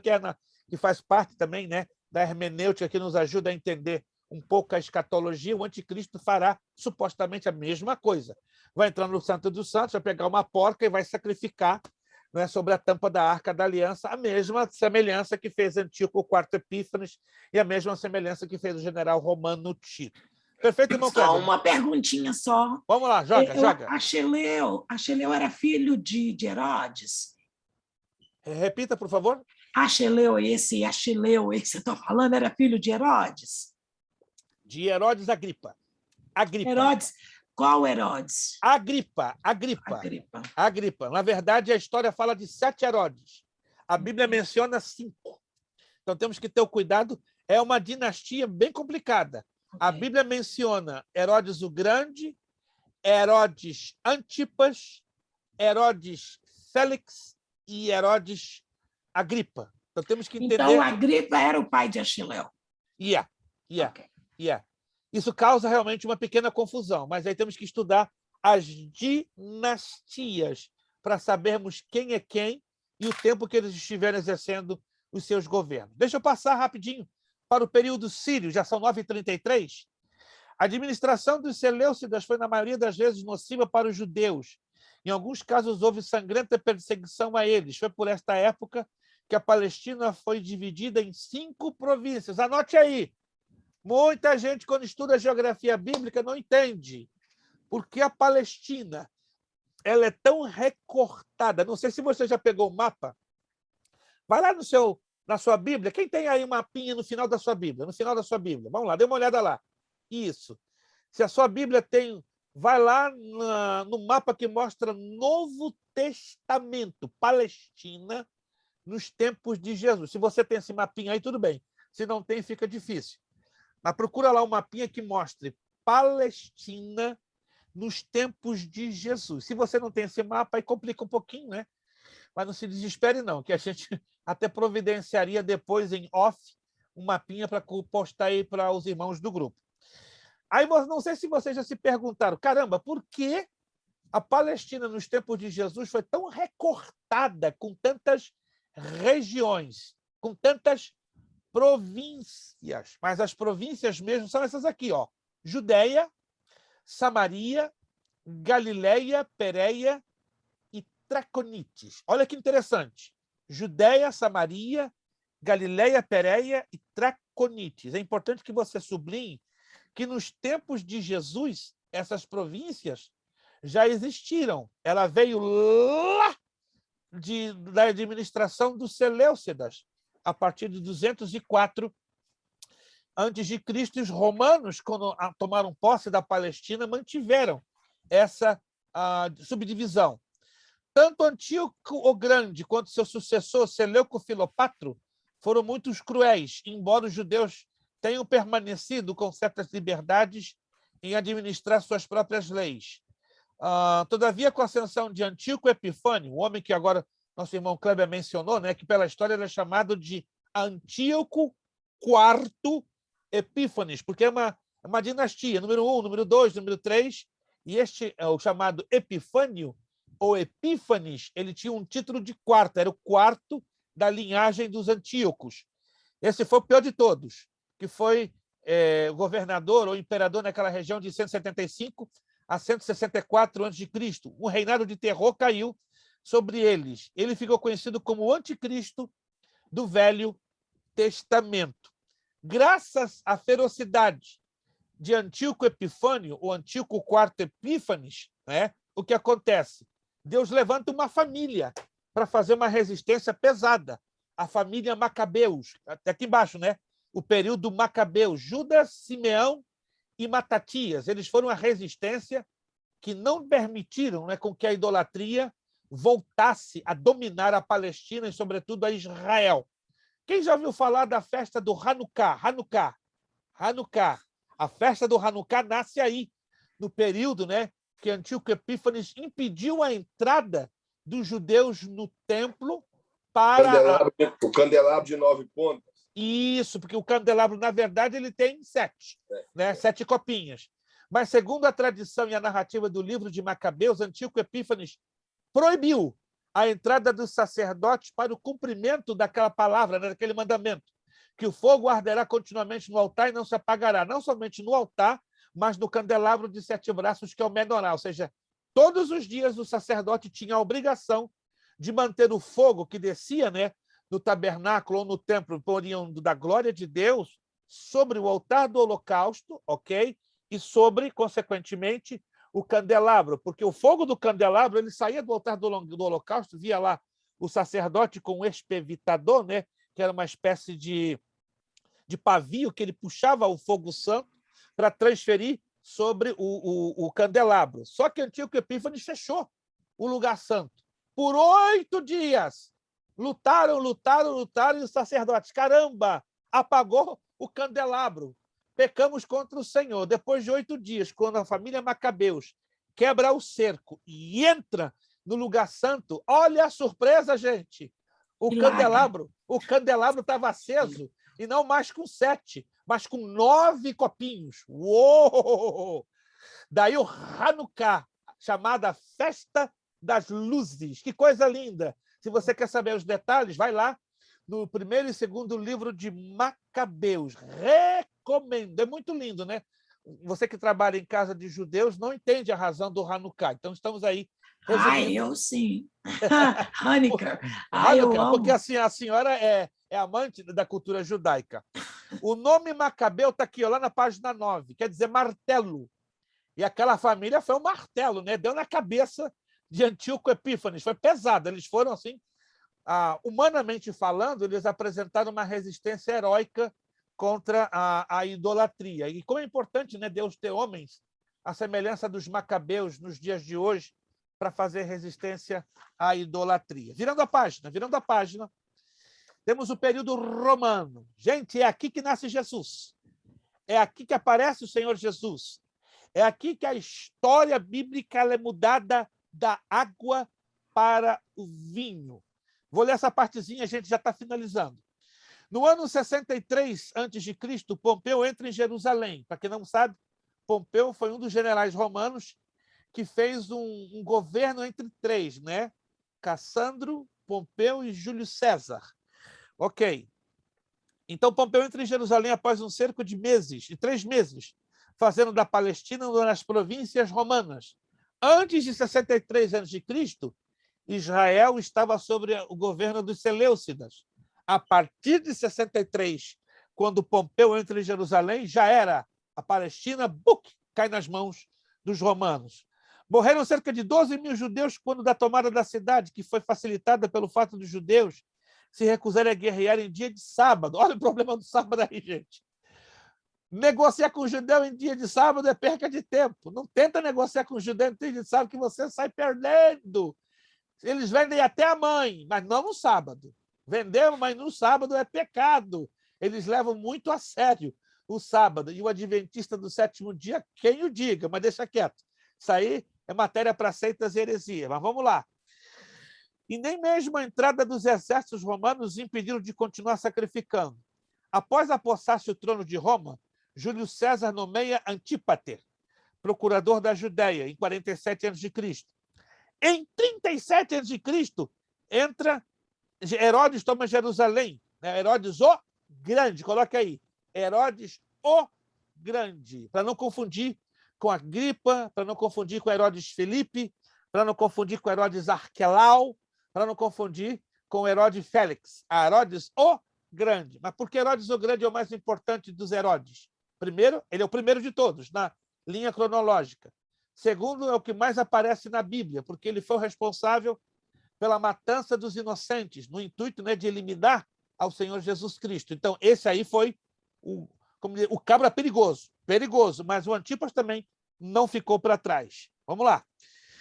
Herodes toma Jerusalém, mata Antígono Macabeu, que havia sido colocado no lugar de Antípate pelos partas, e apodera-se do trono. No ano 19 a.C., após haver construído enormes obras na Judéia, Herodes resolve fazer uma grande reforma no templo de Jerusalém. Este foi o templo que Jesus conheceu e no qual ele entrou e sobre o qual ele lançou sua profecia de destruição. Preste atenção. Aqui estamos falando do 2º templo de Israel. Lembre-se, alô, muita atenção aqui, a gente vai terminar em 5 minutos. O primeiro templo de Israel foi o templo de Salomão, inaugurado aproximadamente em 1010, 1030 a.C. Primeiro templo, o de Salomão. A glória de Deus, cai em cheio no templo de Salomão como resposta da oração. Segundo de Crônicas, capítulo 7, versos 1, 2, 3. O segundo templo é levantado por Zorobabel em 516 a.C. Este mesmo templo, anote aí, de Zorobabel, ele é reformado. Ele é remodelado por Herodes o Grande em 37, a partir de 37 a.C. Mas qual o interesse de Herodes nessa reconstrução do templo? Qual era o interesse dele? Adivinha. Fica na história, mostrar a vaidade. Eu fiz, eu aconteci. Desculpa, irmãos, não estou falando nada de indireta. Hoje em dia tem muitos pastores que sem poder, levantam catedrais enormes, deixando de atender a necessidade dos pobres, dos expatriados, dos necessitados, né? Tira lá aquele dinheirão para construir uma catedral de mármore, sabe por quê? Para entrar na história. Eu fiz, eu aconteci. Isso é vaidade. Herodes era vaidoso, como hoje, infelizmente, conhecemos pastores vaidosos, né? Que não querem nem saber, né? Que a igreja sofra, que a igreja passe necessidade. Mas eu quero o quê? É ter um templo bonito para eu nunca ser esquecido pelo povo. Irmãos, a maneira que um pastor de igreja, isso eu falo com todo carinho e respeito, para não ser esquecido pelo povo, é a maneira como ele demonstra amor, respeito e acompanhamento à ovelha de Cristo. A ele nunca vai ser mais esquecido, porque um pastor que é pastor, ele se doa, não precisa se exibir pelo que ele faz como obras, como Herodes, né? Isso é a síndrome de Herodes. Não, Herodes queria realmente era crescer, era aparecer, era para dizer, fiz a minha parte e entrei na história. Ok. E também é ganhar a confiança dos judeus, porque sabia que os judeus eram um povo que, inclusive, eu creio que foi o Império Romano, que foi eles que empossaram ele. Exato. Eles não aceitavam mais um rei da tribo de Judá, que não existia. Então, eles empossaram ele e para ganhar a confiança do povo, porque o povo não aceitaria um idumeu dominar sobre eles. Pior ainda, um idumeu, porque o idumeu era considerado um povo imundo diante dos judeus. Anote aí, o idumeu, que era a procedência de Herodes, pelos judeus era considerado um povo rejeitado, um povo imundo. Então, Herodes, na verdade, ele deu uma de um político bem sem vergonha, né? Agradar os judeus e manter a confiabilidade dos romanos. Estão entendendo? Política e religião.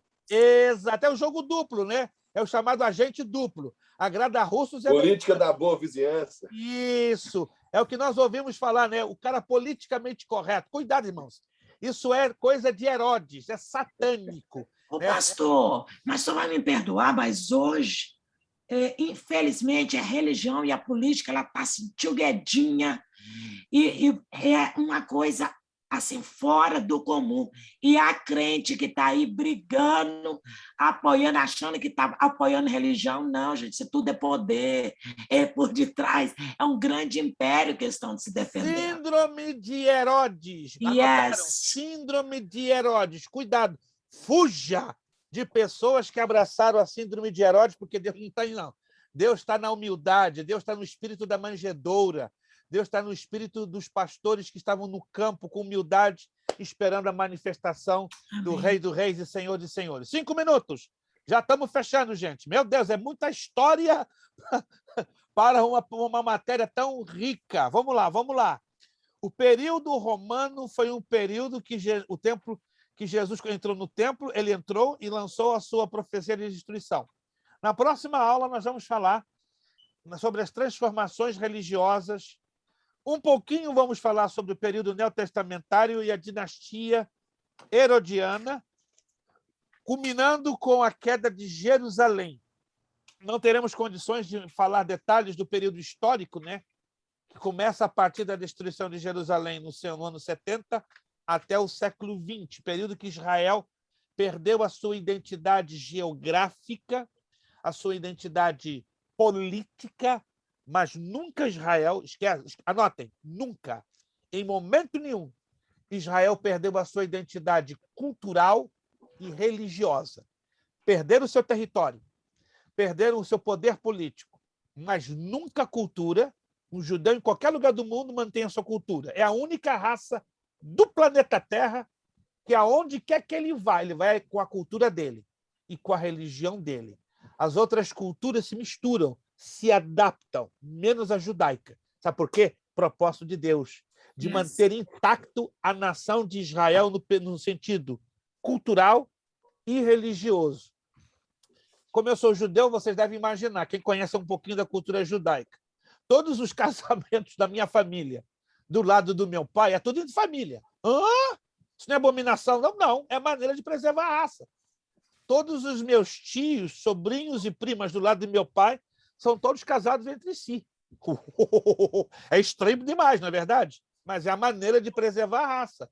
Então, todos os meus primos, tias, tios do lado do meu pai, que são judeus, são todos casados entre si. É um negócio estranho demais. Minha Resultado do mãe... exílio, pastor. Hein? Como que é? Resultado do exílio. Exato. Mas, queiramos ou não, foi um sistema de segurança que promoveu o quê? A preservação da raça. Concorda comigo? Preservou a raça na cultura, preservou a raça na religião. Mas Israel ainda vai ter a restauração, não é, espiritual e política no seu pleno, aonde? No governo dos 1000 anos, quando Cristo esteja no trono de Judá sobre Jerusalém. E quem vai estar com Jesus no trono de Judá, em Jerusalém, no milênio? Adivinha? Vamos lá. Davi ressuscitar, papai do céu. Aí já é demais para o neocolesterol. Calma, não se desespere. Eu vou mostrar para você na Bíblia 6 textos que provam que o rei Davi, ressuscitado no milênio, vai estar governando ao lado de Jesus sobre a nação de Israel. Quantos sabiam disso? Quantos sabiam disso? Ih, papai do céu, pouquinho, gente. Eita! Na próxima aula vai ser um negócio bonito. A gente vai aprender, à luz da Bíblia, que o rei Davi, para que se cumpram todas as promessas messiânicas. Por isso que não é à toa, não é? Que Jesus é conhecido como filho de Davi, que na linguagem cultural do judaísmo ou do hebraísmo quer dizer descendente nobre, descendente ilustre da tribo de Judá, da qual Davi também procedia. Amém? Vamos lá. Pastor, a senhora terminou a aula? Ou... Já estou terminando a aula, já estou terminando. Não é porque tinha as perguntas que o senhor fez na semana passada. Vou fazer agora a abordagem. Estou chegando lá, estou chegando lá. Gente, como eu falei desde um princípio, eu sou o administrador da Academia Bíblica. Agradou a Deus colocar a administração desta escola teológica nas minhas mãos. Mas entenda bem, por favor, pelo amor do Pai, em momento nenhum eu me sinto dono. Diante dos olhos das autoridades, pelos papéis, diz que Luiz Prestes Macena Filho é o dono. Mas diante do Criador, eu não sou o dono de nada. Que é isso, gente? Eu tenho que ser muito doido da cabeça em dizer que eu sou o dono, isso aqui é minha propriedade. Não. O proprietário desta escola sempre será, até quando ele não queira, mais o Senhor dos Exércitos. Quando estão entendendo o que eu estou dizendo? Amém. Como ele é o dono, e eu não me sinto dono, apenas eu sou um mordomo e procuro servir a ele e a vocês da melhor maneira possível, procuro orar. E na oração eu preciso de uma direção. O que é que eu vou fazer, Senhor? Não é fanatismo, não, gente. É necessidade de depender do dono. E orando ao dono, né? Ao dono da obra e do Bereia, ele me orientou a fazer o seguinte: vamos ficar com 40 das perguntas que já dei. Alô? Glória a Deus. Vamos ficar, glória a Deus. Vocês estão orando também, gente. Ô, povo que está orando são vocês, eu sei disso. Vamos ficar com 40 dessas perguntas e as outras 60. Eu vou postá-las no grupo a nível de referência, para você não ficar sem resposta. Quantos estão entendendo isso? Amém. As outras 60, eu vou postá-las em formato de fotografia no grupo, para você ter como referência. Você só vai estudar as 40 primeiras. E daí eu tiro 10 para a prova. Fechado? E agora? Eu vou tirar as 10 mais curtinhas. De resposta mais curtinha. Então, você que é observador, vai lá nas 40 perguntas. Quais são as que têm as respostas mais curtinhas? Analisa com carinho. E dali eu tiro 10. Pronto. Sem desespero nenhum.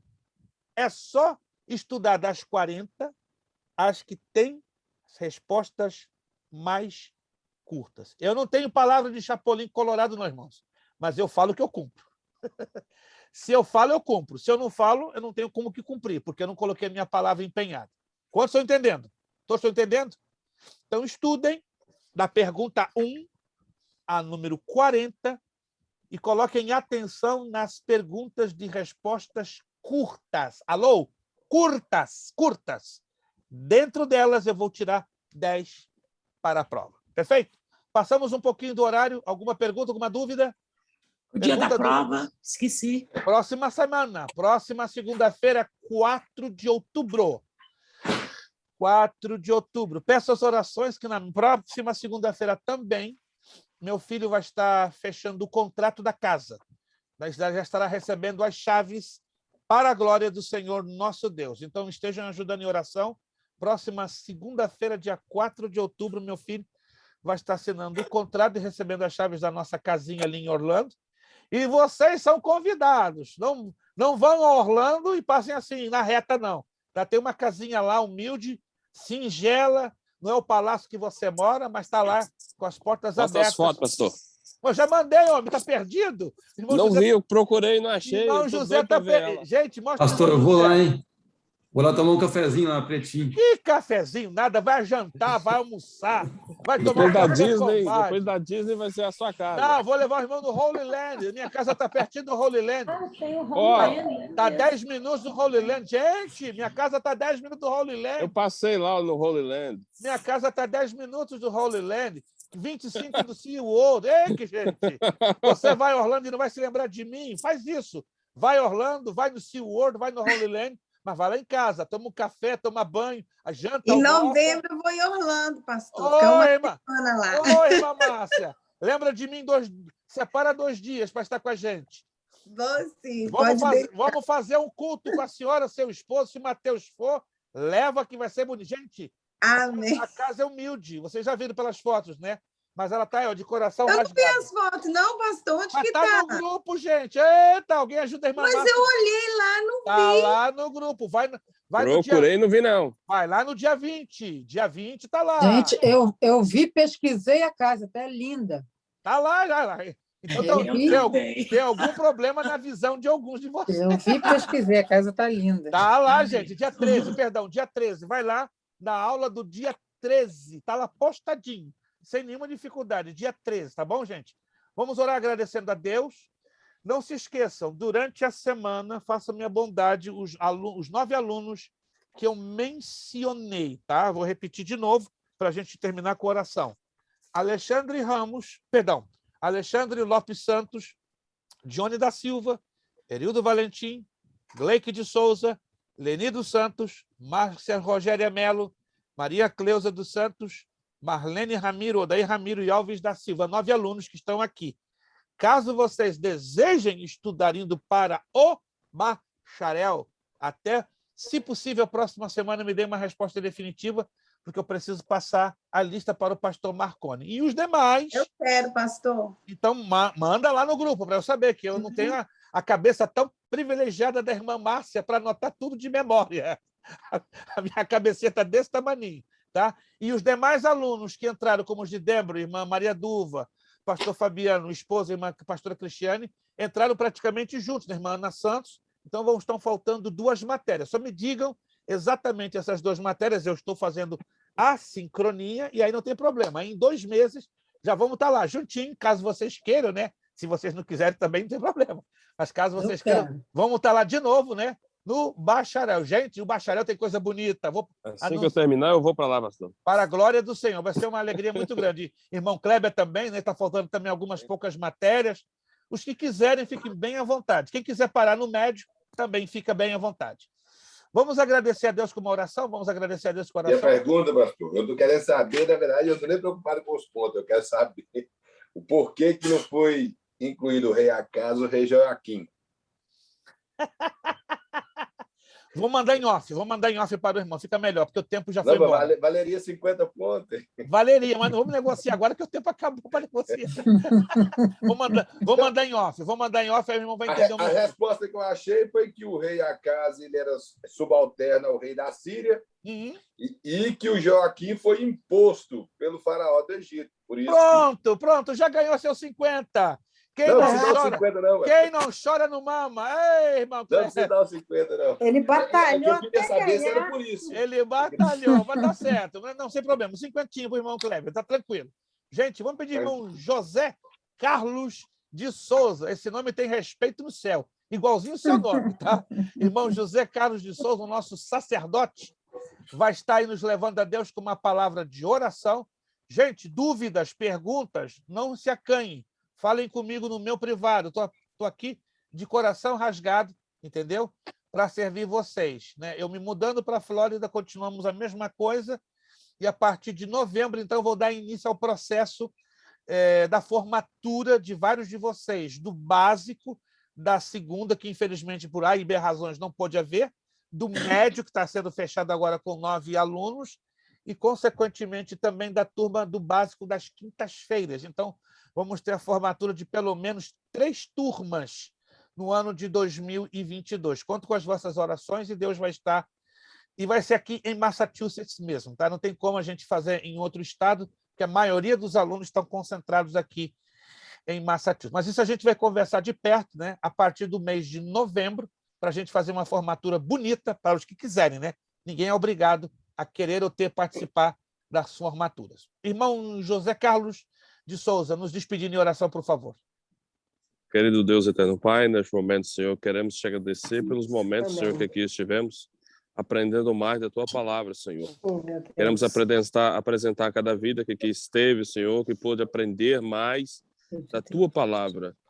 Queremos também a apresentar a vida do pastor Prestes, Senhor, a família dele. Deus, essa nova etapa na vida dele, Senhor, que o Senhor fez na vida dele, Senhor, nós estamos todos contentes e alegres. Aleluia. Quando o Senhor fecha uma porta, Amém. é porque algo melhor o Senhor já preparou para nós. Glória e a que nós Deus. só vamos entender, Senhor, quando ela se abre. Aleluia. Te agradecemos com o coração alegre, Senhor, como se fosse para nós. Abençoa a vida do teu filho ali, aonde ele está indo, nessa etapa nova, Senhor. Não é simplesmente geográfico, mas é o plano do Senhor. É Aleluia. ampliar as estacas. Te agradecemos por tudo. Guarda cada um, Senhor, em nome de Jesus Cristo. Amém. Amém. Amém, amém. Meus sinceros agradecimentos pela presença de cada um de vocês. Só Jesus para recompensar o carinho, a gentileza de cada um de vocês. E obrigado pelas orações, tá? Vou repetir e vou repetir bastante daqui por diante. A nossa vitória é resultado da mão de Deus, mas também da sua oração, da sua união, da sua bondade para com as nossas vidas. Sou privilegiado, abençoado em ter vocês como meus irmãos, né? Meus amigos, nossos alunos em Cristo Jesus. Não poderia ter melhor presente na minha vida em ter vocês. É de coração, não tenho muito para oferecer a vocês, mas o pouquinho eu tenho. Meu respeito, minha amizade, minha comunhão e, sobretudo, andando ombro a ombro, e a gente vai chegar junto lá no final. Para a glória do Senhor, eu vou entregar na mão de vocês o certificado, o diploma, e Deus vai ser glorificado. Amém? Amém? Vamos lá. Nosso lema, seriedade. Seriedade. Compromisso. Compromisso. Disciplina. Disciplina. Seriedade. Compromisso.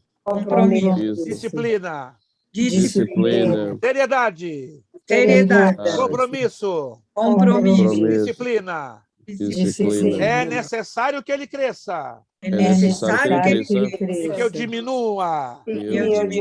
É necessário que ele cresça É necessário que ele cresça e que eu diminua. É É necessário que ele cresça necessário que ele cresça e que eu diminua.